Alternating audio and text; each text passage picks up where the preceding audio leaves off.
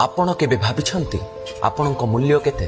ଏ ସଂସାର କହିବ ଆପଣ ସଫଳ ହେଲେ ତାହା ମୂଲ୍ୟବାନ, ଆପଣ ସୁନ୍ଦର ହେଲେ ତାହା ମୂଲ୍ୟବାନ, ଆପଣ ଲୋକପ୍ରିୟ ହେଲେ ତାହା ମୂଲ୍ୟବାନ, କିନ୍ତୁ ପରମେଶ୍ୱରଙ୍କ ଦୃଷ୍ଟିରେ ଆପଣଙ୍କ ମୂଲ୍ୟ କେତେ? ଚାଲନ୍ତୁ ଜାଣିବାକୁ ଚେଷ୍ଟା କରିବା। ପରମେଶ୍ୱରଙ୍କ ପାଇଁ ଆପଣ ଜଣେ ସାଧାରଣ ମଣିଷ ନୁହେଁ, ତାହାଙ୍କର ପ୍ରିୟ ସୃଷ୍ଟି, ନିଜ ହାତରେ ଗଢ଼ିଥିବା ଅଦ୍ୱିତୀୟ କାର୍ଯ୍ୟ।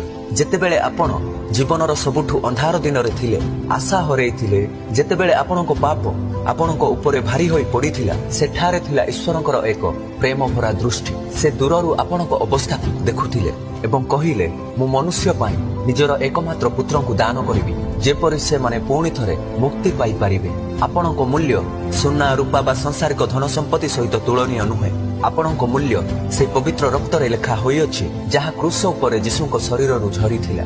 ସଂସାର ଯଦି କୁହେ ତୁମ୍ଭେ କିଛି ନୁହଁ, ତେବେ ଚିନ୍ତା କର ନାହିଁ, କାରଣ ପ୍ରଭୁ କୁହନ୍ତି ତୁମ୍ଭେ ଅମୂଲ୍ୟ, ତୁମ୍ଭେ ମୋର।